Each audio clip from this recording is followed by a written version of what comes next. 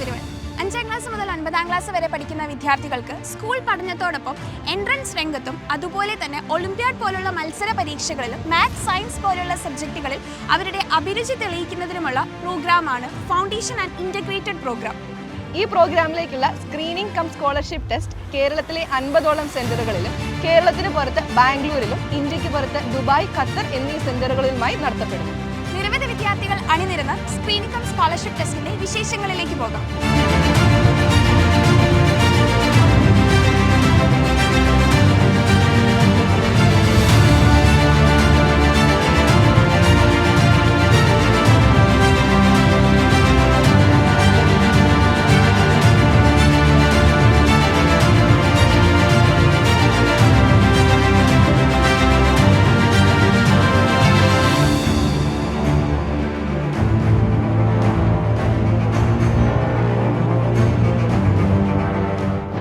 Hi sir. Hi ma'am. സാറിൻ്റെ പേരെന്താണ്? മാഡത്തിൻ്റെ? ഇന്ദു. ഓക്കെ. ഇപ്പോൾ ആരാ എക്സാം എഴുതാൻ വന്നേക്കുന്നത്? ഇളയ മോളാണ്. ഇപ്പോൾ 5ാം ക്ലാസ്സിൽ 6ാം ക്ലാസ്സിൽ ഫൗണ്ടേഷൻ എഴുതാൻ വേണ്ടി വന്നതാണ്. ഓക്കെ. ഫൗണ്ടേഷൻ്റെ എക്സാമാണ്. എങ്ങനെയാണ് ഈ പ്രോഗ്രാമിനെ പറ്റി അറിഞ്ഞത്? ഇത് മൂത്ത ആൾ ഇപ്പോൾ ഓൾറെഡി ഓൺലൈൻ ഇവിടെ പഠിച്ചുകൊണ്ടിരിക്കുകയാണ്. അപ്പോൾ ഇളയ ആളെ കൂടെ ആ ഒരു ഇതിലോട്ട് വിടാൻ വേണ്ടിയുള്ളത്.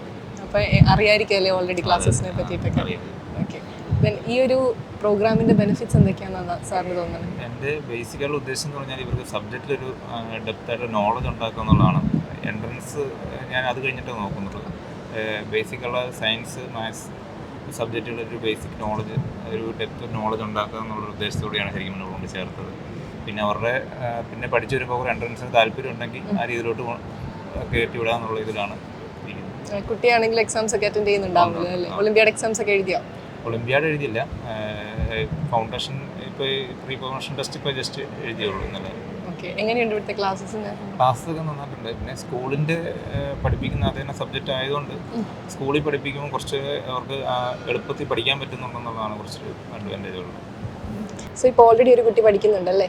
സോ ബ്രില്യൻറ്റിനെ പറ്റിയിട്ട് ഓൾറെഡി അറിയായിരിക്കും. സോ ഇപ്പോൾ രണ്ടാമത്തെ കുട്ടീനെ ഇവിടെ ചേർക്കുമ്പോഴത്തേക്കിനും ബ്രില്യൻറ്റിനെ പറ്റിയുള്ള എക്സ്പെക്ടേഷൻസ് എന്തൊക്കെയാണ്? അപ്പോൾ ഹസ്ബൻഡ് പറഞ്ഞ പോലെ തന്നെ ഞങ്ങൾ ബേസിക്കായിട്ട് ഉദ്ദേശിക്കുന്നത് ഇപ്പോൾ ഇവരുടെ ഒരു ഫൗണ്ടേഷൻ നല്ല രീതിയിൽ മുന്നോട്ട് പോകാം. പിന്നെ ഭാവിയിലാണെങ്കിലും ഇപ്പോൾ എൻട്രൻസ് അല്ലാതെ വേറെ ഏതെങ്കിലും എക്സാമിനെ ഒക്കെ പ്രിപ്പയർ ചെയ്യുമ്പോൾ ഒരു ഒബ്ജക്റ്റീവ് ടൈപ്പ് ക്വസ്റ്റ്യൻസ് ഒക്കെ അറ്റൻഡ് ചെയ്യാൻ വേണ്ടിയുള്ളൊരു ടൈം മാനേജ്മെൻറ്റ് അങ്ങനെയുള്ള കാര്യങ്ങളെല്ലാം ഒന്ന് റെഡിയാക്കാൻ വേണ്ടിയാണ് ഇതിൻ്റെ കൂടെ. പിന്നെ സ്കൂളിൽ പഠിപ്പിക്കുന്ന ടോപ്പിക്ക് തന്നെ ഓൾറെഡി ഇതിൻ്റെ കൂടെ പഠിച്ചു പോകുന്നതുകൊണ്ട് അത് ശരിക്കും ഒരു ബെനിഫിറ്റാണ്. പിന്നെ ക്ലാസ്സസ് ഇപ്പം ഇവർക്ക് ഓഫ്ലൈൻ ആയതുകൊണ്ട് തന്നെ ഓൺലൈനേക്കാളും കുറച്ചും കൂടെ നല്ലത് ഓഫ്ലൈനായിട്ടാണ് ഫീൽ ചെയ്തിട്ടുള്ളത്. അത് ഇവിടെ വരുമ്പോഴത്തേക്കും ഇവിടുത്തെ ഒരു അറ്റ്മോസ്ഫിയറും പിന്നെ മറ്റു കുട്ടികളുടേതായ ഒരു സ്റ്റാൻഡേർഡും, അപ്പോൾ അവർക്ക് അവരുടേതായ ഒരു സ്റ്റാൻഡേർഡ് കമ്പയർ ചെയ്യാനും എല്ലാത്തിനും ഉള്ളൊരു ഫെസിലിറ്റി ഇവിടെ വരുന്നുണ്ടല്ലോ ഓൺലൈൻ അല്ലാതെ ഓഫ്ലൈനിലായിട്ട് വരുമ്പം. മറ്റത് വീട്ടിലിരിക്കുമ്പോഴത്തേക്കും ഇവർക്ക് എന്താ പറയണേ, ഏതെങ്കിലും ഒരു സമയത്ത് ഇത് അറ്റൻഡ് ചെയ്താൽ മതി. അപ്പോൾ അങ്ങനെ വരുമ്പോൾ എന്തെങ്കിലും ഒരു അവസരം കിട്ടുമ്പോൾ കുറച്ചെങ്ങാനും സമയം ഉണ്ടെങ്കിൽ ഇത്തിരി മാറ്റി വെച്ചിട്ട് പിന്നീട് കേൾക്കാം, അങ്ങനെ ഒരു ഇതൊക്കെ ഉണ്ട്. ഇതാകുമ്പോൾ അങ്ങനെ ഇല്ലല്ലോ. അപ്പോൾ അങ്ങനെ ഒരു ഇത് തോന്നിയിട്ടുണ്ട് ഓൺലൈനിൽ. അല്ലാതെ ക്ലാസ്സസ് ഒക്കെ നല്ലതാണ്, പക്ഷെ നമുക്ക് കുറച്ചും കൂടെ എന്താ പറയണേ, കുറച്ചും കൂടെ പ്രയോജനം കിട്ടുന്നത് ഓഫ്ലൈനാണെന്ന് തോന്നുന്നു. പിന്നെ ക്ലാസ്സുകളും പിന്നെ ഡൗട്ട് ക്ലിയറൻസും എല്ലാം നല്ലതൊക്കെ തന്നെ, പക്ഷേ കുറച്ചുകൂടി ഈ ഫേസ് ടു ഫേസ് ഇൻട്രാക്ഷൻ വരുമ്പോൾ അതായിരിക്കും തോന്നുന്നു കുറച്ചും കൂടെ അവർക്ക് അപ്പോൾ തന്നെ ടീച്ചേഴ്സിനോട് ചോദിച്ച് മനസ്സിലാക്കാനുള്ളൊരു അവസരങ്ങളൊക്കെ കിട്ടുന്നത് ഇങ്ങനെയാണെന്നാണ് ഞങ്ങൾക്ക് തോന്നിയിട്ടുള്ളത്. അതുകൊണ്ട് രണ്ടുപേരെ ഇത്തവണ ഓഫ്ലൈനിൽ തന്നെ വിടാൻ തന്നെയാണ് തീരുമാനിച്ചിരിക്കുന്നത്. അപ്പോൾ സാറ് ബ്രില്യൻറ്റിലെ തന്നെ ഒരു വിദ്യാർത്ഥിയാണ്. സോ സാറ് ബ്രില്യൻറ്റിൽ പഠിച്ചപ്പോൾ ഉണ്ടായിരുന്ന എക്സ്പീരിയൻസ് ഒന്ന് ഷെയർ ചെയ്യാമോ? ഞാൻ 2001 അരുണപുരത്ത് നിങ്ങളുടെ ഇൻസ്റ്റിറ്റ്യൂഷൻ ഉണ്ടായിരുന്ന സമയത്ത് അവിടെ മെഡിക്കൽ എൻട്രൻസ് കോച്ചിങ്ങിന് വന്നിട്ടുണ്ടായിരുന്നു. അന്നത്തെ എക്സാം എനിക്ക് 761 റാങ്ക് ഉണ്ട്. അന്ന് സീറ്റ് കുറവുണ്ട്. എനിക്ക് വെറ്റിനറിയിലാണ് അഡ്മിഷൻ കിട്ടിയത്. അപ്പോൾ ഞാനിപ്പോൾ വെറ്റിനറി ഡോക്ടറായിട്ട് വർക്ക് ചെയ്യുന്നു. കേരള ഗവൺമെൻറ്റിലാണ് വർക്ക് ചെയ്യുന്നത്. എവിടെയാണ് വർക്ക് ചെയ്യുന്നത്? ഇപ്പം ഞാൻ വർക്കിംഗ് ഇടുക്കിയിലാണ് പ്രസൻറ്റ്. അന്നത്തെ ബ്രില്യൻ്റ് എന്ന് പറഞ്ഞാൽ അന്ന് ഭയങ്കര ഒരു ഞങ്ങൾക്ക് എല്ലാവർക്കും ഒരു നല്ലൊരു എക്സ്പീരിയൻസ് ആയിരുന്നു തന്നത്. പഠിത്തവും ഇത്ര കുട്ടികളൊന്നും ഇല്ലായിരുന്നു, പക്ഷേ എന്നാലും നല്ല സാറന്മാർ വന്ന് എനിക്ക് ഓർമ്മ വരുന്ന അന്നത്തെ ജോർജ് സാറിനെ എനിക്ക് ഭയങ്കര ഇപ്പോഴും നല്ല ഓർമ്മയുണ്ട്. സാർ ഇപ്പോഴും ഇവിടുത്തെ ഡയറക്ടറാണെന്ന് തോന്നുന്നു. സാറിനായിട്ട് കുറച്ച് ഇൻട്രാക്ട് ചെയ്യാനുള്ള അവസരം അന്ന് കിട്ടുന്നുണ്ട്. അപ്പോൾ സാറിന് എനിക്ക് നല്ലൊരു അഭിപ്രായം സാറിനെ കുറിച്ച് നല്ല അന്ന് അങ്ങനെ ഒരു നല്ല എക്സ്പീരിയൻസ് വന്നുകൊണ്ടായിരിക്കും. അതെ, അതെ. അന്ന് മുതൽ എനിക്ക് ബ്രില്യൻ്റ് എന്ന് പറഞ്ഞാൽ എൻ്റെ മനസ്സിൽ നല്ലൊരു എക്സ്പീരിയൻസ് ആണ്. ഇപ്പം പിള്ളേർ വന്നപ്പോഴും പിള്ളേരെ ഇപ്പോൾ ഇങ്ങനെ ഒരു ഫൗണ്ടേഷൻ ഉണ്ടെന്ന് പറഞ്ഞപ്പോൾ അതുകൊണ്ടാണ് ഞാൻ അതിനെ കൊണ്ട് ചേർക്കാനുള്ളൊരു കാരണം. Okay, thanks. Hi ma'am. പേരെങ്ങനെയാണ്? എൻ്റെ പേര് മറി. എവിടെയാണ് വീട്? എൻ്റെ വീട് കൊടുങ്ങൂര്. കൊടുങ്ങൂര്. ആരാ എക്സാം എഴുതാൻ വന്നിട്ടുണ്ട്? എൻ്റെ മകളാണ്. മകള് എത്രാം ക്ലാസ്സിലാണ്? അവളിപ്പോൾ 8 പഠിക്കുന്നു. 8ൽ പഠിക്കുന്നു. ഇനി 9 ഇനി 9 ഫൗണ്ടേഷൻ എക്സാം. ഫൗണ്ടേഷൻ. എങ്ങനെ ഈ ഒരു പ്രോഗ്രാമിനെ പറ്റി അറിയാനുണ്ടായത്? സോഷ്യൽ മീഡിയ വഴിയൊക്കെ അറിയാനോ. ഓക്കെ. സോ ഇപ്പോൾ കുട്ടി സ്കൂളിൽ പഠിച്ചുകൊണ്ടിരിക്കുകയല്ലേ? സോ ഈ ഒരു സമയത്ത് തന്നെ എൻട്രൻസിന് വേണ്ടിയിട്ടുള്ള ഒരു കോച്ചിങ് അല്ലെങ്കിൽ ഒരു ബേസ് കൊടുക്കുക എന്നുള്ളൊരു ലക്ഷ്യമാണല്ലോ ഫൗണ്ടേഷൻ പ്രോഗ്രാമിന്. ഇതിനെ പറ്റിയിട്ട് എന്താ പറയാനുള്ളത്? കുട്ടിക്ക് കുറച്ചും കൂടി ഒരു ഇമ്പ്രൂവ്മെൻറ്റ് വേണം. അതായത് ഈ ഭാവിയിലോട്ട് എന്തെങ്കിലും ഒരു അവൾക്ക് എന്താ ചൂസ് ചെയ്യേണ്ടതെന്ന് വെച്ചാൽ അതിനൊരു കുറച്ചും കൂടി ഒരു നമ്മളെ കൊണ്ട് കഴിയുന്ന പോലെ ഒരു ഇത് കൊടുക്കുക എന്നുള്ളതേ ഉള്ളൂ. അതിന് വേണ്ടി ബ്രില്യൻറ്റിൽ വന്നു. അവിടുത്തെ റിസൾട്ട് കാര്യങ്ങളൊക്കെ ഞാൻ സോഷ്യൽ മീഡിയയിലൂടെ കാണാറുണ്ട്. നിങ്ങളുടെ പല സൈറ്റുകളും ഞാൻ ശ്രദ്ധിക്കാറുണ്ട്. നിങ്ങളുടെ ഇൻ്റർവ്യൂസ് ആണെങ്കിലും നിങ്ങൾ പറയുന്ന ഓരോ കാര്യങ്ങളാണെങ്കിലും ശ്രദ്ധിക്കാറുണ്ട്. അങ്ങനെ അതുകൊണ്ട് ബ്രില്യൻറ്റിനെ കുറിച്ച് കൂടുതൽ അറിഞ്ഞിട്ടാണ് നോട്ടിങ്ങൽ ഫൗണ്ടേഷൻ. ഏതാ നോക്കുന്നത്? IIT ആണോ എയിംസ് ആണോ? അവൾക്ക് അപ്പോഴും അവളൊന്നും ചൂസ് ചെയ്യാനായിട്ടൊന്നും ഇതായിട്ടില്ല. അവൾക്ക് ഏതാണോ ഇൻട്രസ്റ്റ് എന്നുള്ളതിന് അനുസരിച്ച് നേരത്തെ അങ്ങ് ചേർത്തുന്നേ. സോ ബ്രില്യൻറ്റിനെ പറ്റിയിട്ട് നേരത്തെ കേട്ടിട്ടുണ്ടെന്ന് പറഞ്ഞു, ഫോളോ ചെയ്യാറുണ്ടെന്ന് പറഞ്ഞു. സോ ബ്രില്യൻറ്റിലെ ഫെസിലിറ്റീസിനെ പറ്റിയിട്ട് ഏകദേശം അറിയാമായിരിക്കും അല്ലേ? സോ ഇവിടുത്തെ ഒരു കുട്ടി ഇതിലേക്ക് വരുമ്പോഴത്തേക്കിനും ഇവിടെ കിട്ടുന്ന ആ ഒരു ഫെസിലിറ്റീസിനെ പറ്റിയിട്ടും അതുപോലെ തന്നെ ക്ലാസ്സസിനെ പറ്റിയിട്ടുള്ള എക്സ്പെക്ടേഷൻസ് എന്തൊക്കെയാണ്? ഒന്നാമത്തെ കാര്യം എൻ്റെ വീട് കൊടുങ്ങൂരാണ്.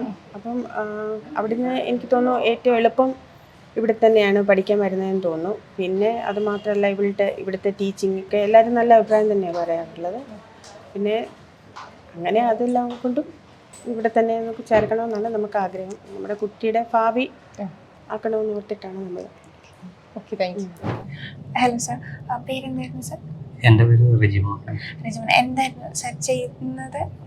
ഞാൻ ആർമി ഇല്ലായിരുന്നു, എക്സ് മിലിറ്ററി. വീട് എവിടെയായിരുന്നു? ഞാൻ ഞെഴൂർ. Okay sir. അപ്പം ഫൗണ്ടേഷൻ അറ്റൻഡ് ചെയ്യാൻ വേണ്ടിയിട്ടാണ് വന്നിരിക്കുന്നത് അല്ലേ? ഏത് ക്ലാസ്സിലേക്കുള്ള ഫൗണ്ടേഷൻ? ഇപ്പം 5ാം ക്ലാസ്സിൽ പഠിക്കുന്നു.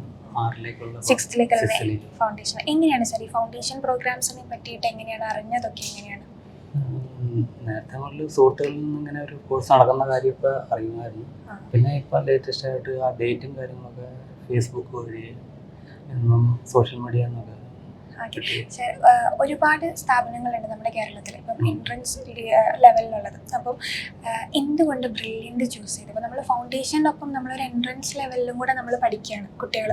അപ്പം അതെന്തായാലും അവരുടെ ഭാവിയിലേക്ക് അവർക്ക് പ്രയോജനപ്പെടും. അപ്പം എന്തുകൊണ്ട് ബ്രില്യൻറ്റ് ചൂസ് ചെയ്തു? ഫസ്റ്റ് ഇത് ഞങ്ങളെ സംബന്ധിച്ച് ഇത് നിയറസ്റ്റ് ആണ് ബ്രില്യൻറ്റ്. പിന്നെ സെയിം ജില്ലയിൽ അതുകൊണ്ട് അപ്പം സ്റ്റഡിയും നെക്സ്റ്റ് കറസ്പോണ്ടൻസ് ഒക്കെ ചെയ്യാനും എളുപ്പമുണ്ട്. പിന്നെ ബ്രില്യൻറ്റ് ഒരു അഭിമാനമാണ് നമ്മുടെ കേരളത്തിലെ പൊതുവെ അറിയപ്പെടുന്ന സ്ഥാപനം. ഇതിപ്പം ആൾക്കിപ്പോൾ എൻട്രൻസ് എക്സാം എഴുതി മോനത് കിട്ടുക. മോനാണോ മോളായിരുന്നു? എന്താ പേരെന്തായിരുന്നു? റിയ. അപ്പം റിയയ്ക്ക് നമ്മുടെ സ്ക്രീൻ ടെസ്റ്റ് ഒക്കെ എഴുതി കിട്ടിക്കഴിഞ്ഞപ്പം ആൾക്കത് എങ്ങനെ, ഇപ്പോൾ സ്കൂളിലെ പഠനത്തോടൊപ്പം തന്നെ ഇതും എന്തായാലും പഠിക്കണം. അപ്പം ആൾക്കത് എങ്ങനെ ബെനിഫിഷ്യൽ ആകും എന്നാണ് നിങ്ങൾക്ക് ഫീൽ ചെയ്യുന്നത്? കുട്ടി പഠിച്ചുകൊണ്ടിരിക്കുമ്പം അതിന് ഇതിപ്പോൾ ഇനിഷ്യൽ സ്റ്റേജ് അല്ലേ, 5th ക്ലാസ്സിൽ നിന്ന്. അപ്പോൾ എന്തെങ്കിലും കുട്ടിക്ക് താല്പര്യം ഉണ്ടാകുകയാണെങ്കിൽ അതിനൊരു അടിത്തറ നമ്മൾ സാഹചര്യം ഒരുക്കി കൊടുക്കുക എന്നുള്ള ലക്ഷ്യത്തോടു കൂടിയാണ് ഈ ഇനിഷ്യലി ഇപ്പം വന്നിരിക്കുന്നത്.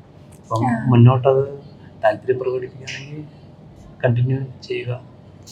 പിന്നെ ഇപ്പം ആ സ്കൂളിലൊക്കെ പഠിക്കാൻ വലിയ കുഴപ്പമില്ല. അപ്പോൾ അതിന് കുറച്ചും കൂടെ ഒരു പുഷപ്പ് ചെയ്യുക എന്നുള്ള ലക്ഷ്യത്തോടു കൂടി. ശരിയാണ്. നമ്മളിത് പഠിച്ചു കഴിഞ്ഞ് കഴിയുമ്പോൾ നമുക്കിപ്പോൾ 10th ലെവലിലേക്ക് എഞ്ചിനീയറിംഗ് വേണോ മെഡിസിൻ വേണോ എന്നൊക്കെ ഹെൽപ്പ് ചെയ്യാൻ വേണ്ടിയിട്ടുള്ള അവരുടെ ലെവൽ ക്യാച്ചപ്പ് ചെയ്യാൻ വേണ്ടി പറ്റുന്ന ഒരു പ്രോഗ്രാം ആയിട്ട് ഇതിനെ കാണും. Okay sir, thank you sir. എല്ലാവർക്കും നമസ്കാരം. അങ്ങനെ നമ്മളിന്നിപ്പോൾ നമ്മൾ ആകാംക്ഷയോടെ കാത്തിരുന്ന നമ്മുടെ സ്ക്രീനിങ് ടെസ്റ്റ് നടന്നുകൊണ്ടിരിക്കുകയാണ്. കേരളത്തിലെ എല്ലാ ജില്ലകളിലും വെച്ച് നമുക്കിന്ന് സ്ക്രീനിങ് ടെസ്റ്റ് ഉണ്ടാകാം. ഈ വർഷം 5ാം ക്ലാസ്സിൽ പഠിക്കുന്ന കുട്ടി മുതൽ 9ാം ക്ലാസ്സിൽ പഠിക്കുന്ന കുട്ടി വരെയാണ് ഇന്നത്തെ നമ്മുടെ ഫൗണ്ടേഷൻ സ്ക്രീനിങ് ടെസ്റ്റിൽ അപ്പിയർ ചെയ്തിരിക്കുന്നത്. കേരളത്തിലെ എല്ലാ ജില്ലകളിലും വെച്ച് നമ്മൾ ഓഫ്ലൈനായിട്ട് പരീക്ഷകൾ നടത്തിയിരുന്നു. അത് സ്കോളർഷിപ്പോട് കൂടിയാണ്, ഈ സെലക്ഷൻ കിട്ടുന്ന കുട്ടികൾക്ക് സ്കോളർഷിപ്പോട് കൂടിയാണ് നമ്മുടെ ഈ ബ്രില്യൻറ്റ് ഫൗണ്ടേഷൻ പ്രോഗ്രാമിലേക്ക് അഡ്മിഷൻ ലഭിക്കുക. കേരളത്തിൽ എല്ലാ ജില്ലകളിലും കൂടാതെ തന്നെ നമുക്ക് ദുബായിൽ പരീക്ഷ ഉണ്ടായിരുന്നു, അതുപോലെ തന്നെ ഖത്തറിൽ പരീക്ഷ ഉണ്ടായിരുന്നു, അതുപോലെ നമുക്ക് ബാംഗ്ലൂരും പരീക്ഷകൾ നടത്തി. അപ്പം ഇതിൻ്റെ ഒരു റിസൾട്ട് എന്ന് പറയുന്നത് ഈ എല്ലാ കുട്ടികളും നമ്മുടെ ഈ ഒരു ഏജ് ഗ്രൂപ്പിലുള്ള പഠിക്കാൻ ഇൻട്രസ്റ്റ് ആയിട്ടുള്ള കുട്ടികളെ എല്ലാവരെയും കൂടെ ഉൾപ്പെടുത്തിയുള്ള ഒരു റാങ്ക് ലിസ്റ്റാണ് നമ്മൾ പബ്ലിഷ് ചെയ്യുക. അത് സ്കോളർഷിപ്പോട് കൂടി തന്നെയാണ് നമ്മൾ മുന്നോട്ട് കൊണ്ടുപോവുക. അപ്പം വളരെ ആകാംക്ഷയോട് കൂടി ആയിരുന്നു ഇന്നത്തെ പരീക്ഷകൾ എല്ലാ കുട്ടികളും രക്ഷകർത്താക്കളും സ്വീകരിച്ചത്. നമുക്ക് അതിൻ്റെ ഒരു തിരക്ക് നമ്മളിവിടെ എല്ലായിടത്തും കണ്ടിരുന്നു.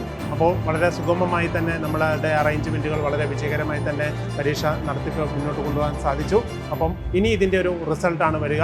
അപ്പോൾ ഇങ്ങനെ സെലക്ഷൻ കിട്ടുന്ന കുട്ടികൾക്ക് സ്കൂളിൽ നിന്ന് കിട്ടുന്നതിനേക്കാൾ കൂടുതൽ നന്നായിട്ട് സ്കൂളിൽ നിന്ന് പഠിക്കുന്നതിനോടൊപ്പം തന്നെ ഓരോ സബ്ജക്റ്റും വളരെ ആഴത്തിൽ അറിഞ്ഞ് വളരെ ഇഷ്ടത്തോടു കൂടി പഠിച്ച് സയൻസും മാത്സും ഇഷ്ടത്തോടു കൂടി പഠിച്ച് അവരാഗ്രഹിക്കുന്ന പോലെ അവരുടെ ഭാവിയിൽ എത്തിച്ചേരാൻ ഈ ഫൗണ്ടേഷൻ പ്രോഗ്രാം ഉപകാരപ്പെടും. ഇനി നമുക്ക് അടുത്ത ടെസ്റ്റോ നമ്മൾ മാർച്ച് 23-ന് വീണ്ടും കണ്ടക്ട് ചെയ്യുന്നുണ്ട്. അപ്പോൾ അതിൻ്റെ രജിസ്ട്രേഷൻ നമ്മൾ നാളെ മുതൽ നമ്മുടെ brilliantpala.org എന്ന് പറയുന്ന സൈറ്റ് വഴി ആരംഭിക്കുകയാണ്.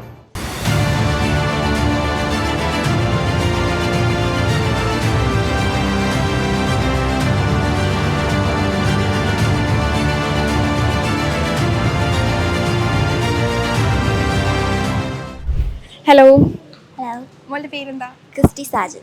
ഏത് ക്ലാസ്സിലേക്കുള്ള എക്സാം ആയിരുന്നു എഴുതുന്നത്?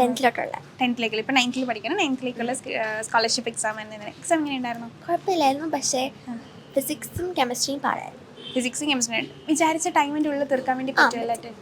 നമുക്ക് മോക്ക് ടെസ്റ്റ് ഒക്കെ പ്രൊവൈഡ് ചെയ്തിട്ടുണ്ടായിരുന്നു. അറ്റൻഡ് ചെയ്ത് നോക്കിയിരുന്നോ? എങ്ങനെ അത് ഹെൽപ്ഫുൾ ആയിരുന്നു? എന്തെങ്കിലും സ്ട്രാറ്റജി ഒക്കെ ഉണ്ടായിരുന്നോ? ഇപ്പം എളുപ്പമുള്ള സബ്ജക്ട്സ് ആദ്യം ബയോളജി ആദ്യം എഴുതാന്ന് ഓർത്തു, പിന്നെ അത് കഴിഞ്ഞ് കെമിസ്ട്രി, പിന്നെ ഫിസിക്സ്, മാത്സ്. ഓക്കെ, ബയോളജി ആണ് ഏറ്റവും ഫേവറേറ്റ് ആയിട്ടുള്ള സബ്ജക്ട്? അതായിട്ട് എളുപ്പമായിരിക്കും. ഓക്കെ, ഡോക്ടർ ആവാനാണോ എഞ്ചിനീയർ ആവാൻ? ഓക്കെ, അപ്പം എയിംസ് ആണോ ലക്ഷ്യം? എയിംസ് നോക്കാം എന്നുള്ള രീതിയിലാണ്. ഓക്കെ, എങ്ങനെയാണ് ബ്രില്യൻറ്റിലേക്ക് എത്തിയത്? ഇങ്ങനെ എൻട്രൻസ് എക്സാം എഴുതാമെന്നുള്ള രീതിയിലേക്ക്? ചേച്ചിയും ചേട്ടനും ബ്രില്യൻറ്റിൽ പഠിക്കുന്നുണ്ടായിരുന്നു. റിപ്പീറ്റേഴ്സ് ആണോ റെസിഡൻഷ്യൽ ബാച്ച് ആണോ? ചേച്ചി റിപ്പീറ്റർ ആയിരുന്നു. ഇപ്പം എന്ത് ചെയ്യാണ്? ഇപ്പം മെഡിക്കൽ കോളേജിൽ കയറി. ഏത് മെഡിക്കൽ കോളേജിലാണ്? തമിഴ്നാട്ടിലെ ഒരു മെഡിക്കൽ കോളേജിൽ. ഓക്കെ. അപ്പം അങ്ങനെ അവരിൽ നിന്ന് ഇൻസ്പയർഡ് ആയിട്ടാണോ അങ്ങോട്ട് വന്നത്? ചേച്ചിയാണ് ഇൻസ്പിറേഷൻ ഓൾറെഡി പറഞ്ഞല്ലോ. ഓക്കെ, ചേച്ചി ബ്രില്യൻറ്റിനെ പറ്റി എന്തൊക്കെയാണ് പറഞ്ഞിട്ടുള്ളത്? ബ്രില്യൻറ്റ് അടിപൊളിയാണ്, നന്നായിട്ട് പഠിപ്പിക്കും, അങ്ങനെയൊക്കെ കുറേ പറഞ്ഞിട്ടുണ്ട്. പിന്നെ ഫുഡ് അടിപൊളിയാണെന്ന് എപ്പോഴും പറയാറുണ്ട്. ഫുഡ് ആണോ മെയിനായിട്ടും ഇങ്ങോട്ട് വരാറുണ്ടായിരുന്ന ഒരു ഇൻസ്പിറേഷൻ? ഇവിടെ പിന്നെ എനിക്ക് ഡോക്ടറാണ് നല്ല താല്പര്യമുണ്ട്. സോ ഓക്കെ, ചേച്ചി ഈ ഒരു ഫീൽഡ് ഇപ്പോൾ ചേച്ചി ഇവിടെ വന്നു, ചേച്ചി സ്കൂളിലെ പഠനത്തോടൊപ്പം തന്നെ ആയിരിക്കും ഇവിടുത്തെ നമ്മുടെ എൻട്രൻസിൻ്റെ ഇത് ഈ ഒരു അല്ലേ? ഇപ്പോൾ ചേച്ചി സ്കൂളിലെ കാര്യങ്ങളും പഠിക്കുന്നത് തന്നെ ഇവിടുത്തെ ഫൗണ്ടേഷൻ പ്രോഗ്രാം പഠിക്കുന്നുണ്ടെങ്കിൽ റിപ്പീറ്റേഴ്സ് തന്നെ റെസിഡൻഷ്യൽ ആയിരുന്നു ചേച്ചി? റെസിഡൻഷ്യൽ കഴിയാതെ റിപ്പീറ്റേഴ്സ്. ഓക്കെ, റെസിഡൻഷ്യൽ ഉണ്ടായിരുന്നു. അപ്പോൾ രണ്ടും കൂടെ ചേച്ചി ഒന്നിച്ച് കൊണ്ടുപോയിട്ടുണ്ടായിരുന്നു അല്ലേ? അപ്പോൾ ഒക്കെ ചേച്ചി എന്താ പറഞ്ഞിട്ടുണ്ടായിരുന്നത്? പാടായിരുന്നു, പക്ഷേ എന്തെങ്കിലും ഡോക്ടർ ആവുമല്ലോ. സോ ഓക്കെ, ആ ഒരു ലക്ഷ്യം മുൻപിൽ കണ്ടിട്ട് അല്ലേ? Okay, thank you. ഹലോ, പേരെന്താ? ആദിൽ പ്രസു. മാമിന്റെ പേര് ഷീന. ഏത് ക്ലാസ്സിലേക്കുള്ള എക്സാം എഴുതാൻ വേണ്ടിയിട്ടായിരുന്നു? 10th ഇപ്പോൾ 9th പഠിക്കുന്നത് അല്ലേ? ഓക്കെ, എങ്ങനെയാണ് ബ്രില്യൻറ്റിനെ പറ്റിയിട്ട് ഇങ്ങനെ എക്സാം നടക്കുന്നത്? നിങ്ങൾ ഫൗണ്ടേഷൻ കോഴ്സ് ഉണ്ടെന്നൊക്കെ എങ്ങനെയാണ് അറിഞ്ഞത്? ഞാൻ ഒരു വർഷം ഫൗണ്ടേഷൻ ചെയ്തിട്ടുണ്ട്. ഫൗണ്ടേഷൻ ഓൾറെഡി ചെയ്തിട്ടുള്ള ഒരാളാണ്. ഓക്കെ, അങ്ങനെയാണ് ഇതിനെപ്പറ്റി അറിഞ്ഞു വന്നത്. ഓക്കെ, ഇവിടെ ഓൾറെഡി ഫൗണ്ടേഷൻ ചെയ്തപ്പോൾ ഓക്കെ ബ്രില്യൻറ്റിനെ പറ്റിയിട്ട് എന്താണ്, അല്ലെങ്കിൽ ബ്രില്യൻറ്റിലെ കോഴ്സസ് ഇങ്ങനെ എനിക്ക് യൂസ്ഫുൾ ആയി എന്നൊക്കെ തോന്നുന്നത്? വളരെ യൂസ്ഫുൾ, കാരണം ഇച്ചിരി അഡ്വാൻസ്ഡ് ആയിട്ട് നമുക്ക് പഠിക്കുമ്പം നമ്മുടെ സ്കൂൾ ടോപ്പിക്സ് ഇച്ചിരി എളുപ്പമായിട്ട് നമുക്ക് തോന്നും. അന്നേരം അതിൽ നമുക്ക് വളരെ സ്കോർ ചെയ്യാനും പറ്റും. പിന്നെ ഇത് +1 ഒക്കെ ആകുമ്പോഴത്തേക്ക് നമുക്ക് എൻട്രൻസിനൊക്കെ പഠിക്കാൻ ഒരു സമയം കിട്ടാനായിട്ടും. ഓക്കെ, മോനെ രണ്ടും കൂടെ ഒന്നിച്ച് കൊണ്ടുപോയ ഒരാളാണ് അല്ലേ? ഫൗണ്ടേഷനും ഉണ്ടായിരുന്നു, ഇപ്പം അടുത്ത ഫൗണ്ടേഷൻ്റെ ക്ലാസ്സിലേക്ക് പോകുന്നു. അപ്പം സ്കൂൾ ലെവലിൽ ഉണ്ടായിരുന്നതും ഇപ്പം ഓൾറെഡി ഫൗണ്ടേഷൻ എന്ന് പറയുമ്പോൾ എൻട്രൻസ് ബേസ്ഡ് ആയിട്ടുള്ള ഒരു സ്റ്റഡിയാണ് അവിടെ നടക്കുന്നത്. അപ്പം അത് രണ്ടും കൂടെ ഒന്നിച്ച് കൊണ്ടുപോകുമ്പോൾ ആളെന്തെങ്കിലും ബുദ്ധിമുട്ടൊക്കെ ഉള്ളതായിട്ടൊക്കെ പറഞ്ഞിട്ടുണ്ടോ? സത്യത്തിൽ ഇതൊരു ബുദ്ധിമുട്ടേ അല്ല. ഈ സബ്ജക്റ്റിനെ കുറിച്ച് അറിയുക, അടുത്ത സ്റ്റേജിൽ ഇത് പഠിക്കുക, പിന്നീട് ഇവർക്ക് ഇതിൻ്റെ ആഴങ്ങളിലേക്ക് പോവുക. ഈ 3 സ്റ്റേജിലായിട്ടാണ് ബ്രില്യൻറ്റ് ഈ പ്രോഗ്രാം ചെയ്തിരിക്കുന്നത്. അപ്പോൾ ഈ കുട്ടികൾക്ക് ക്ലാസ്സിൽ ഇച്ചിരി ടഫായിട്ടുള്ള വിഷയമാണെങ്കിലും ഇവർക്ക് ഫസ്റ്റിൽ ഇതിനൊരു ഇൻട്രഡക്ഷൻ കിട്ടുന്നതുകൊണ്ട് ക്ലാസ്സിൽ ഭയങ്കര കംഫർട്ടബിൾ ആയിരിക്കും സ്കൂളിലെ ക്ലാസ്സിൽ. പിന്നെ ഒബ്ജക്റ്റീവ് മെത്തേഡിൽ സ്കൂൾ പാറ്റേൺ എന്ന് പറഞ്ഞാൽ എൻ്റർലി ഡിഫറെൻ്റ് ആണല്ലോ. ഒബ്ജക്റ്റീവ് മെത്തേഡിൽ ഇവർക്ക് ഭയങ്കര സ്പീഡാണ്. കാരണം ഇവർ ഈ MCQ മെത്തേഡ് തന്നെ പഠിച്ചു പോകല്ലേ. അപ്പം അല്ലാത്ത ഒളിമ്പിയാഡ്സ് അങ്ങനെയുള്ള എക്സാംസ് അങ്ങനെയൊക്കെ ഉള്ളതിന് ഭയങ്കര കോൺഫിഡൻ്റ് ആയിട്ട് ഇവർ അപ്പിയർ ചെയ്യുന്നു. അതൊരു വലിയ കാര്യമാണ്. അപ്പോൾ എൻട്രൻസിലേക്ക് വരുന്നതിനുള്ള ഒരു ചെറിയ പടികളായിട്ട് കയറി പോകുക, അല്ലാതെ ഓടി വന്നിട്ട് അങ്ങനെ കയറുമ്പോൾ കുട്ടികൾക്കുണ്ടാകുന്ന പ്രഷർ, അവർക്കുണ്ടാകുന്ന മറ്റ് പ്രശ്നങ്ങളെല്ലാം ഇവിടെ ഒഴിവാക്കിയിട്ട് വളരെ കംഫർട്ടബിളായിട്ട് ഇവരെ എൻട്രൻസിലേക്ക് കൊണ്ടുപോവുകയും ഇവർ തന്നെ പറയാം ഞങ്ങൾക്ക് ഇത് വേണം, ഞങ്ങൾക്ക് ഇവിടെ പോകണം, മറ്റേ അങ്ങനെ അല്ലല്ലോ. അവർ തന്നെ ഈ കോഴ്സിനെ കുറിച്ച് അറിയുന്നു, അവർ തന്നെ ഈ സബ്ജക്റ്റ് ഓപ്റ്റ് ചെയ്യാൻ അവരെ ഏബിളാക്കുന്നു. അതോടൊപ്പം തന്നെ ഡെപ്തിൽ ഇവർക്ക് ഇങ്ങനെയാണ് ഈ സ്റ്റേജിലൂടെയാണ് ബ്രില്യൻ്റ് പോകുന്നത് എന്നാണ് ഞാൻ അറിഞ്ഞിട്ടുള്ളത്. ഇപ്പം മോൻ ഇതിലുള്ളത് കൊണ്ട് കൃത്യമായിട്ട് എല്ലാ കുട്ടികളും ഇങ്ങനെയുള്ള അഡ്വാൻസ്ഡ് കോഴ്സസ് കൂടി ചെയ്യണം. അല്ലാതെ നമ്മുടെ അക്കാഡമിക് മാത്രമായിട്ട് ഇനിയുള്ള ഈ കോമ്പറ്റേറ്റീവ് എക്സാംസിന് പറ്റത്തില്ല എന്നുള്ളത് തീർത്തും പറയാൻ പറ്റും. എയിംസ് ആണോ IIT ആണോ ഏതാണ്? IIT ആണ് ഇഷ്ടം. മാത്സ് ആണോ അപ്പോൾ ഫേവറേറ്റ് സബ്ജക്റ്റ്? അപ്പം ഇവിടുത്തെ എക്സാമിന് എന്തെങ്കിലും സ്ട്രാറ്റജി ഒക്കെ പരീക്ഷിച്ചിരുന്നോ? ആദ്യം മാത്സ് എടുക്കാം അല്ലെങ്കിൽ ആദ്യം മാത്സ് ചെയ്ത് നോക്കാം എന്നിട്ട് ബാക്കി ക്വസ്റ്റ്യൻസ്? അത് പക്ഷേ അങ്ങനെ എടുക്കുന്നത് എനിക്ക് ഇച്ചിരി ബുദ്ധിമുട്ടാണ്. കാരണം ആദ്യം മാത്സ് ചെയ്യുമ്പം പൊതുവേ ഇച്ചിരി സമയം ആവശ്യമാണ്. മാത്സ് ചെയ്ത് സമയം പോയി കഴിഞ്ഞാൽ ബാക്കിയുള്ളതിന് അതിന് പകരം ബാക്കിയുള്ള ഇച്ചിരി സ്പീഡിൽ ചെയ്തിട്ട് മാത്സിന് സമയം കണ്ടെത്തി ചെയ്യുന്നതായിരിക്കും നല്ലത്. മോക്ക് ടെസ്റ്റ് ഒക്കെ അറ്റൻഡ് ചെയ്ത് നോക്കിയിരുന്നു? ഓക്കെ, അപ്പോൾ thank you and all the best. എങ്ങനെയുണ്ടായിരുന്നു എക്സാം ഒക്കെ? എക്സാം നല്ല എളുപ്പമായിരുന്നു. ഏത് സ്ക്രീനിങ് ടെസ്റ്റ് ആയിരുന്നോ അതോ ഫൗണ്ടേഷൻ ആണോ എഴുതിയത്? Screening test. എയിംസ് ആയിരുന്നോ അതോ ഫൗണ്ടേഷൻ ആണോ എഴുതിയത്? ഫൗണ്ടേഷൻ ആണ് എഴുതിയത്. ഏത് ക്ലാസ്സിലേക്കാ? 8th. എങ്ങനെയുണ്ടായിരുന്നു എക്സാം? എക്സാം എളുപ്പമായിരുന്നു. എക്സാം എളുപ്പമായിരുന്നു. ഫിസിക്സ്, കെമിസ്ട്രി, മാത്സ്, ബയോളജി എല്ലാം എളുപ്പമായിരുന്നോ? മാത്സ്, കെമിസ്ട്രി ഇച്ചിരി പാടായിരുന്നു. പിന്നെ ബാക്കി എളുപ്പമുണ്ടായിരുന്നു. എങ്ങനെ ഈ പ്രോഗ്രാമിനെ പറ്റിയിട്ട് അറിയാനിടയായത്? എൻ്റെ വൈഫ് പഠിപ്പിക്കുന്ന സ്കൂളിലെ ടീച്ചർ അയച്ചതെന്നാണ് ഇതിൻ്റെ ഡീറ്റെയിൽസ്. അപ്പം ബ്രില്യൻസിനെ കുറിച്ച് നമ്മൾ നേരത്തെ നമുക്കറിയാം, എല്ലാ വർഷവും റാങ്ക് കിട്ടുന്ന നമ്മൾ പത്രത്തിൽ കൂടെ അറിയുന്നതാണ്. അപ്പം പിള്ളേർക്ക് താല്പര്യമുണ്ടെങ്കിൽ അവരെ ഇവിടെ ചേർക്കണം എന്നുണ്ട്. അപ്പോൾ അതുകൊണ്ടാണ് ഈ എക്സാം എഴുതിക്കാനായിട്ട് വന്നത്. Brilliant Study Center, India's #1 coaching center for NEET and JEE.